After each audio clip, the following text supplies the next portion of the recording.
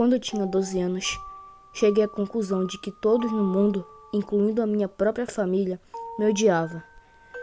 Eu nunca fui uma criança problemática, mas meus pais sempre estavam me tratando como tal. Por exemplo, eu precisava estar em casa antes das 5 horas, todos os dias. Isso claramente restringia minha quantidade de tempo para brincar ao ar livre. Eu não tinha permissão para trazer amigos para brincar em casa, nem permitido a ir à casa de qualquer um outro. Eu tinha que fazer lição de casa logo depois que eu chegava da escola. Não importa quanto tempo levasse, meus pais se recusaram a me comprar qualquer videogame e me obrigavam a ler livros e em seguida escrever um relatório do livro para provar que eu realmente tinha lido. Agora mesmo que essas regras listadas acima tivessem sido bastante frustrantes para mim. Quando criança, não foi a única coisa que mais me chateou. O que realmente me machuca é a falta de compaixão em nome dos meus pais. Minha mãe era uma mulher amarga que sempre me fez sentir culpado de acidentes ou erros que cometi. Meu pai só demonstrava uma emoção: frustração. As únicas vezes que ele falou comigo foi quando ele gritou comigo para receber os resultados dos testes escolares ou quando me bateu por mau comportamento. Mas já disse o suficiente sobre eles. Vamos falar sobre o psicólogo da minha escola. Para sua própria privacidade, vamos chamá-lo de Dr. Tanner. Como a maioria das escolas secundárias dos Estados Unidos, o psicólogo está sempre disponível no campus durante o horário escolar para ajudar todos os estudantes que necessitam de aconselhamento emocional, acadêmico, social e comportamental, etc. Para ser honesto, eu nunca vi nenhum dos estudantes falando com o Dr. Tanner. Todos os dias eu passava por seu escritório. No meu caminho ao refeitório, à espreita através da pequena janela de sua porta, ele sempre estava sozinho ali, trabalhando em algum documento. Eu imaginava que a maioria das crianças estava com muito medo de falar sobre os seus problemas com um adulto, principalmente para um desconhecido. Por esta razão, eu levei 3 semanas para reunir coragem suficiente para ir ao seu escritório. 7 de abril de 1993 foi o dia que eu decidi expressar meus problemas ao Dr. Tanner.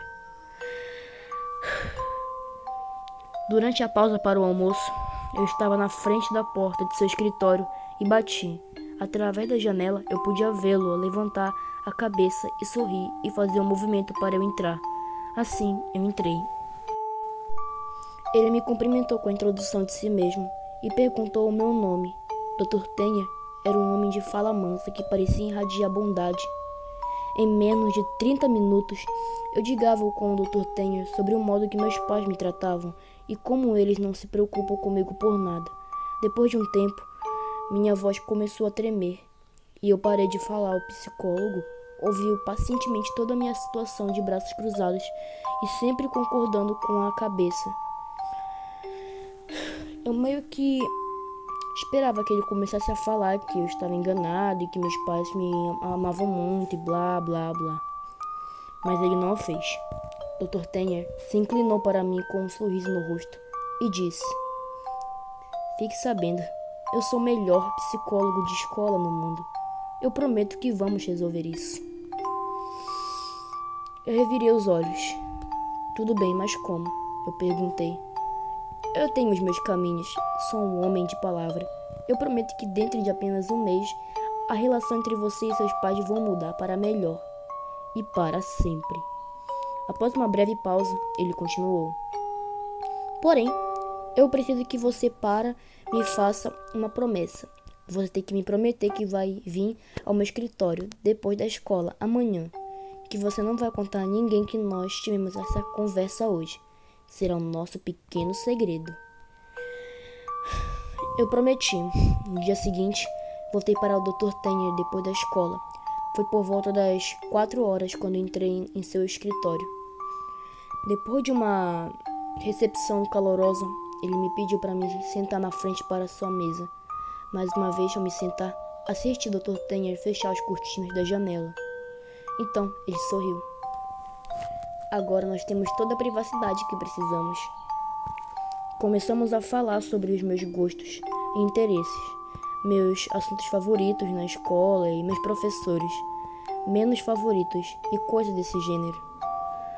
Cerca de 1 hora de conversa, o Dr. Tenha me ofereceu um refrigerante e de um bom grado aceitei a oferta, considerando que os meus pais nunca me permitiram beber refrigerante. O Dr. Tenha estendeu a mão para o seu frigorífico e tirou 2 pequenas garrafas de refrigerante já abertas sobre a mesa. Depois, continuamos a falar sobre o que estava acontecendo na minha vida. Mas não demorou muito para que eu desmaiasse sobre o efeito de quaisquer drogas que o Dr. Tenha colocou na minha bebida. Levei 1 minuto ou mais para ajustar a minha visão embaçada. Ao acordar, eu não tinha ideia o que pensar. Eu estava algemado a uma cama e minha boca foi selada com fita adesiva. Eu imediatamente comecei a entrar em pânico, me contorcendo e puxando as algemas, mas desisti logo em seguida. Meus olhos se arregalaram em descrença depois de olhar ao redor da sala. Havia cartazes de super-heróis fixados ao longo das paredes e fotografias de atletas famosos nas prateleiras. No meio da sala havia uma velha e enorme televisão, um Super Nintendo e vários cartuchos de jogos empilhados ao lado dele. Eu não sabia o que pensar. Aqui estou eu em uma sala cheia de itens que a maioria das crianças morreriam para brincar. Eu provavelmente teria chorado de alegria se não tivesse eu sido algemado em uma armação. Meu estômago afundou mais uma vez quando a porta se abriu e o Dr. Tenha entrou. Ele se sentou na beirada da cama e ele disse: "Agora escute. Lembre-se de que eu estou aqui para ajudá-lo e eu nunca vou machucá-lo, ok?" Dr. Tenha removeu cuidadosamente a fita da minha boca e em seguida as algemas de minhas mãos. Meu primeiro instinto foi começar a chorar, mas agora sobre o Dr. Tenha me fez sentir seguro. Ele sorriu para mim. "Você vai ficar aqui por um tempo e durante esse tempo você tem permissão para brincar com todos os brinquedos dessa sala, enquanto eu estou aqui em casa. Mas quando eu sair de casa, eu vou ter que algemar uma de suas mãos de volta na cama. Você ainda pode assistir televisão, mas eu quero que você assista aos canais de notícias enquanto eu estiver longe." Sentei-me em silêncio, ainda tentando processar a informação que ele tinha me dado. "Então, vá em frente e divirta-se. Eu estarei de volta quando for hora do jantar." Ele se levantou da cama, atravessou a sala e clicou o botão de energia da TV. Antes de trancar a porta atrás dele, vários minutos se passaram, antes que eu percebi que o Dr. Tenha não estava brincando. Tudo que estava para eu fazer era ligar o Nintendo e jogar Mario, até anoitecer. Por volta das 7 horas, Dr. Tenha voltou para a sala com 2 pratos de purê de batatas e tiras de frango. Eu finalmente reuni coragem para perguntar a ele quanto tempo ia ficar neste quarto. "Bem, cerca de 1 mês", ele respondeu. "Ou pode levar apenas algumas semanas. Eu só tenho alguns trabalhos que eu preciso fazer na manhã seguinte." Acordei para a mão de Dr. Tenha batendo na minha cabeça. "Ei, camarada, você não tem que acordar agora. Se você não quiser, apenas preciso colocar isso de volta." Ele sussurrou, apertando a algema de aço frio para o meu pulso. Olhei para ele e estava vestindo uma camisa de colarinho e calças e um casaco coberto por cima do ombro e uma mala ao seu lado. Ele parecia exatamente como ele sempre estava quando eu vim em torno da escola. Antes de sair, ele colocou um controle remoto perto de mim e disse-me para ligar e assistir o noticiário local. A primeira coisa que eu vi quando liguei era um segmento de notícias de última hora. Um oficial da polícia importante estava em cima de um pódio cercado por pessoas com microfones. Temos vários investigadores trabalhando com o objetivo de identificar potenciais sequestradores, mas até agora não há muita evidência. Membros do corpo docente afirmam que o menino tinha sido visto pela última vez por volta das 4 ou 5 horas da tarde. Comecei a me sentir enjoado quando uma fotografia minha apareceu na tela. Era a minha imagem do anuário do ano passado. Legendas para a fotografia exibindo o meu nome e idade, minha escola e minha cidade. Acima da minha imagem foram alternados títulos como FBI começa a busca da criança possível e sequestro em escola interestadual. As filmagens ao vivo continuaram e agora minha mãe e meu pai se aproximaram do pódio. Ambos pareciam ter olhos avermelhados. Lágrimas escorriam pelo rosto de minha mãe quando ela pegou o microfone.